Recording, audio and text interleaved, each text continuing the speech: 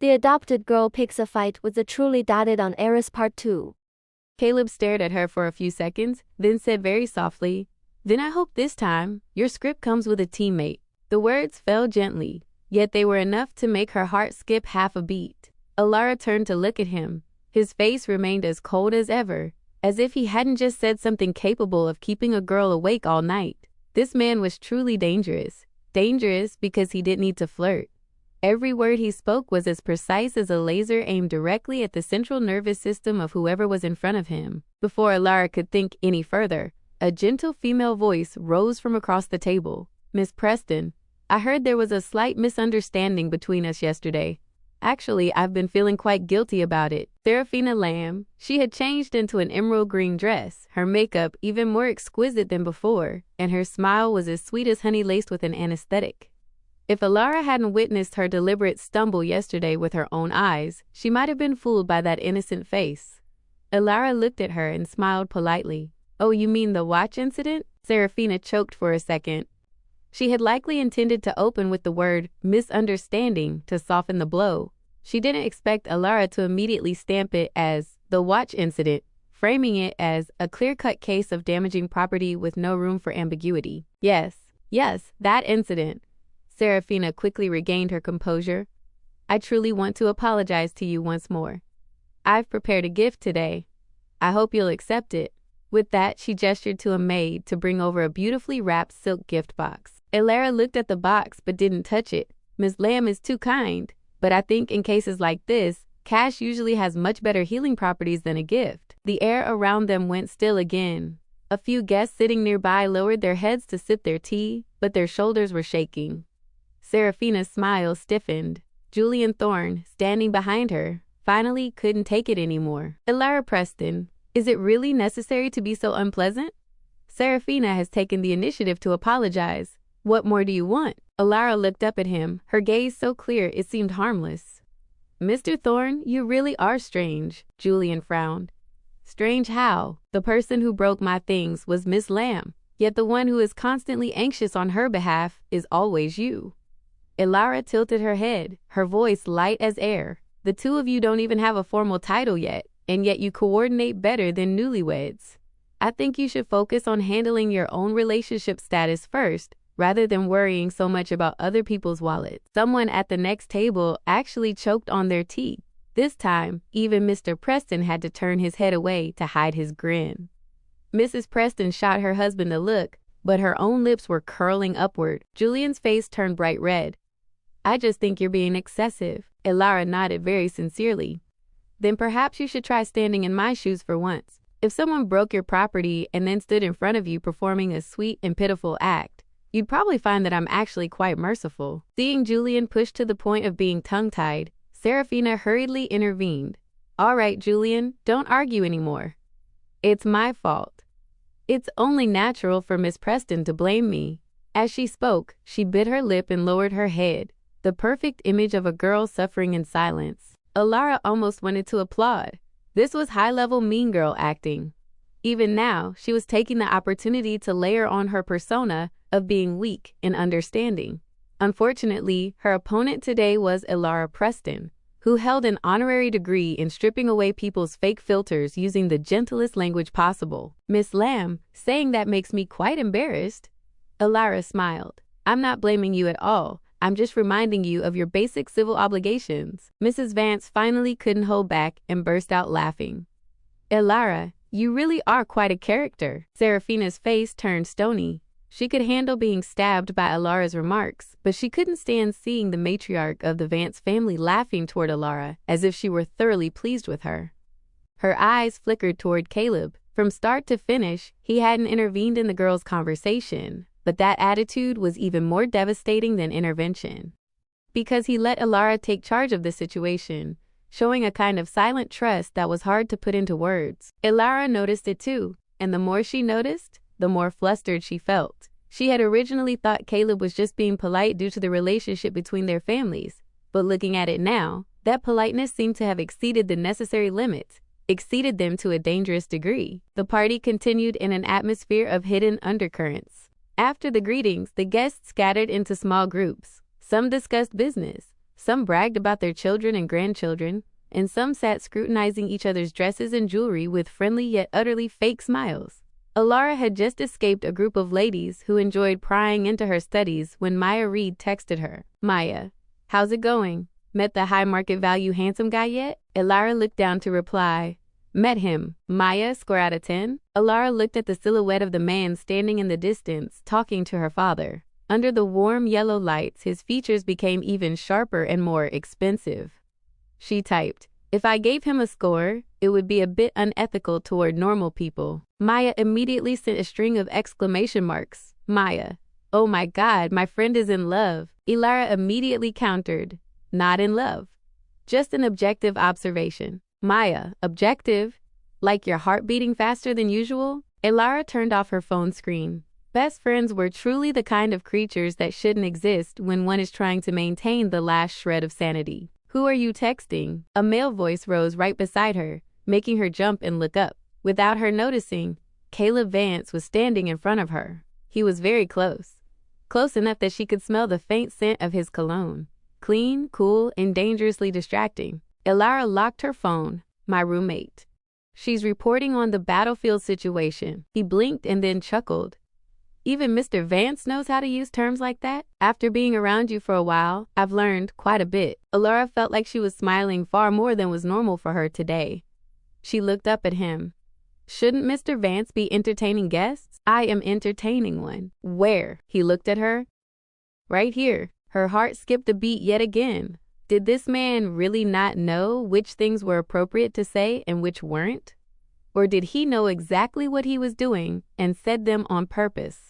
Alara cleared her throat, trying to steer the topic in a safer direction. "So, is your guest difficult to entertain?" Caleb replied calmly, "It's all right. She's just a bit sharp." "Oh." She smiled. "Then you should be careful. I'm not afraid of being bitten." With those words, Alara completely lost her battle to remain calm. She was about to respond when a maid stepped forward. "Miss Alara, your mother asked that you go upstairs to change into a different jewelry set." Alara sighed softly in her heart. She knew it. A high society gala always had to have a mid-party outfit change, just like a lead actress in a TV drama switching looks to enter a new climax. She turned to Caleb. "I have to step away for a moment." He nodded. "I'll wait for you down here." A simple sentence, yet it felt like a promise. Alara quickly turned and headed straight for the stairs. The dressing room on the second floor had been prepared for her. Dresses, jewelry, and shoes were all laid out neatly. Mrs. Preston wanted her to wear a newly purchased sapphire set, saying it suited her slaughtering mode heroine vibe. Alara felt helpless. "Mom, I'm at a party, not filming a movie." Mrs. Preston, adjusting the necklace on her daughter, smiled calmly. "My girl, in this circle, every party is a movie. The only difference is who acts better." Alara looked at herself in the mirror. The new smoky blue dress hugged her figure delicately, looking both elegant and ethereal. The sapphire set sparkled under the lights without being gaudy. Her hair was pulled into a low bun, with a few strands left loose to soften her face, but her eyes stood out even more. Mrs. Preston stepped back, nodding with satisfaction. "Yes, go down like this and let those little mean girls understand what a real heiress looks like." Alara laughed. "Mom, are you encouraging me to go fight them with my looks?" "No." Mrs. Preston tucked a stray hair behind Alara's ear, her voice steady. "I'm telling you a truth. Some people spend their whole lives trying to look noble, but you just have to stand still to make them feel they've lost." Those words made Alara go silent for a few seconds. Since childhood, she hadn't liked using her status to suppress others, but not using it didn't mean she was actually weak. Many people confused the two. Perhaps today, she should let some people understand that more clearly. After her mother went back down, Alara stayed behind to adjust an earring. Just then, the door opened, and Serafina Lamb walked in. She looked at Alara in the mirror, her eyes flashing with a spark of annoyance she couldn't hide. If Alara had been beautiful in the hall, she was now practically glowing in a way that made it impossible to look away. Without even trying to steal the spotlight had found her. Serafina stepped in, her voice low. "Miss Preston, I want to have a private word with you." Alara didn't turn around, simply adjusting her dress strap at her leisure. "Are we close enough to need a private talk?" Serafina took a deep breath. Do you have to be so difficult? Only then did Alara slowly turn to look her directly in the eye. Miss Lamb, you've got it wrong. I'm not being difficult. I just don't like pretending to be friendly. Serafina's eyes instantly reddened. You find me very annoying, don't you? Do you want the truth? Alara smiled. Then I'll put it gently. I don't hate you. I just don't like the kind of person who has apologies in their mouth, but is busy calculating how to steal the man standing next to me in their heart. Serafina's expression transformed. What are you saying? I haven't. You haven't? Alara took a step forward, her voice very soft and smooth, but every word was crystal clear. From the moment you entered the hall until now, your eyes have been on Caleb Vance more than the path in front of you. Every time he spoke to me, your fingers tightened. Stop acting. It's exhausting. Serafina took half a step back, not expecting her to be so observant. You don't think he actually likes you? Alara laughed. Oh, finally the truth comes out. Serafina turned pale. Alara crossed her arms, leaning lightly against the vanity. See? Isn't it easier to just say it? If you like someone, go chase them yourself. Why keep going in circles and bumping into me? I'm not the final boss in your game, but clearly you're using your status as a Preston to get close to him. Alara nearly thought she'd misheard. Using my status? Yes. If you weren't a Preston heiress, do you think you'd have the chance to sit next to him? Alara looked at her for a few seconds and then suddenly burst into laughter. The laugh wasn't loud or mocking, but it made the other person feel even more ashamed. Miss Lamb, she said slowly, saying that makes me realize something. What? That someone who has nothing but jealousy usually assumes everyone else has to rely on something to be worthy of being liked. She tilted her head. It's a pity, really. I don't need to use my status to stand next to anyone, because I myself am valuable enough. Serafina bit her lip until it turned white. At that moment, she suddenly saw something behind Alara, and her gaze shifted instantly. A second later, her voice became choked with tears. Miss Preston, I only wanted to be friends with you. Why do you keep pushing me like this? Alara raised an eyebrow. Oh, shifting gears pretty fast. Before she could turn around, she heard footsteps behind her. Caleb Vance was standing in the doorway, and beside him was Julian Thorne. Ah, I see. A new scene. Serafina, eyes full of tears, standing in the corner, while Alara calmly stood with her arms crossed, looking exactly like the villain who had just bullied her. Julian immediately rushed forward. Alara Preston, haven't you had enough?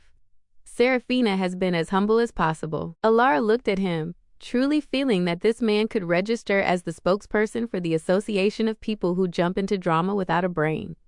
How much did you hear? I heard enough to know you're being a bully. What a shame then. Alara smiled. Your ears only picked up the volume, but your brain failed to process the content. Julian's eyes widened. You, Mr. Thorne. Caleb's voice rang out, so cold it made the entire room fall silent.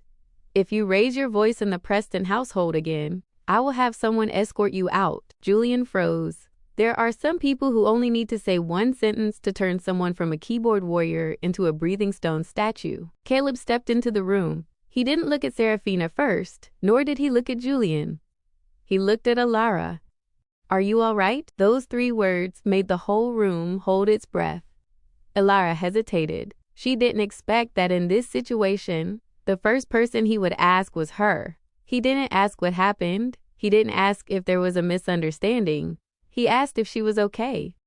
It was a very clear prioritization. Watching this scene, Serafina's nails nearly dug into her palms.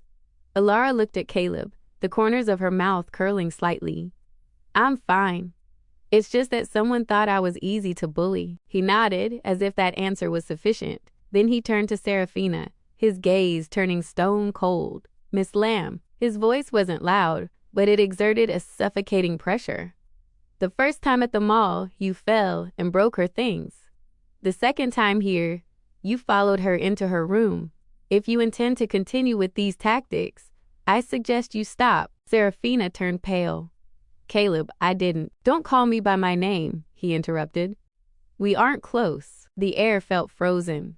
Julian wanted to say something, but under Caleb's gaze, he swallowed his words. Alara, standing to the side, suddenly felt a very strange sensation in her heart. It wasn't sappy sentimentality. It was the feeling of being backed up so thoroughly she wanted to laugh. From childhood until now, she had never been someone who needed anyone to stand up for her.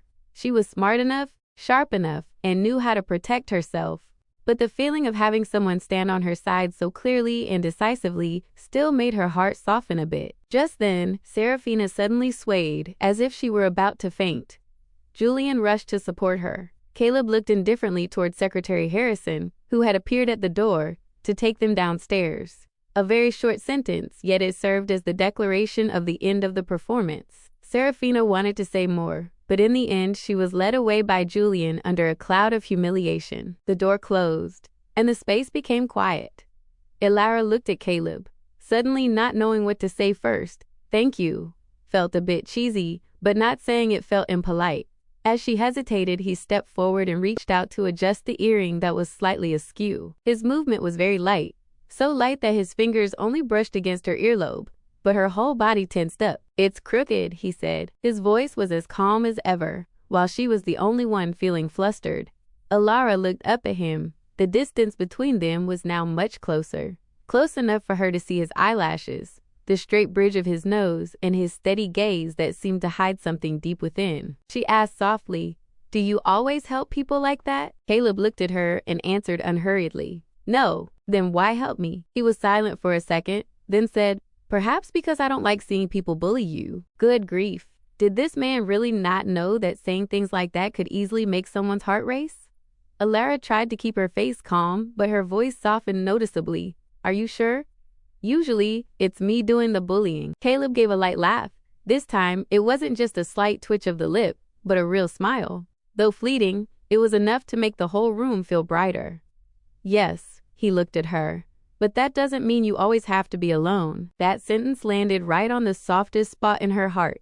Elara never thought the day would come when a simple sentence would make her throat feel tight. She turned her face away, pretending to look in the mirror. "If you keep talking like that, people will think you're hitting on me." Caleb stood still for 2 seconds, then replied with complete composure, "They wouldn't be thinking it." Elara whipped her head back around. He was still looking at her as before, his gaze terrifyingly direct. No dodging, no talking in circles, no joking. Her heart truly beat so hard this time, she suspected if there were a heart rate monitor in the room, paramedics would have kicked the door down. "Let's go down." He took half a step back, as if he had just dropped a bomb, and then casually changed the subject. "If you stay here too long, people will think I've kidnapped you." Elara looked at him for a few seconds and could only curse him inwardly. A master. He drops the hook, and then acts calmer than the person who took the bait. The two of them went downstairs together. In the hall, the party had moved to the cake cutting and congratulations. When Elara and Caleb appeared together on the stairs, every eye focused on them once again. Some were shocked, some curious, and some were so jealous their smiles were about to crack. Mrs. Preston, seeing her daughter coming down with Caleb, immediately beamed with a satisfied smile, the kind that meant her stock had just gone up. Mrs. Vance was equally astute. Her gaze swept over the two of them and her lips curled. Only Serafina Lamb, standing in the corner, had a face as white as a sheet of paper. Elara had intended to stand peacefully by her mother's side for the rest of the night, but life clearly wouldn't let her be. Just as Mr. Preston raised his glass for a toast, a shrill scream suddenly erupted from the seating area. "Where is my necklace?" A middle-aged woman stood up, her face pale, hand touching her bare neck. "I was wearing it just a moment ago." The atmosphere in the hall instantly became frantic. It was Mrs. Thorne, Julian's aunt, famous for valuing luxury brands more than her own relatives. She looked around in a panic, then her gaze suddenly landed on the stairs. "Miss Preston!" The entire hall turned toward Elara. Mrs. Thorne pointed her finger, her voice high-pitched. "You were the last one to walk past me just now.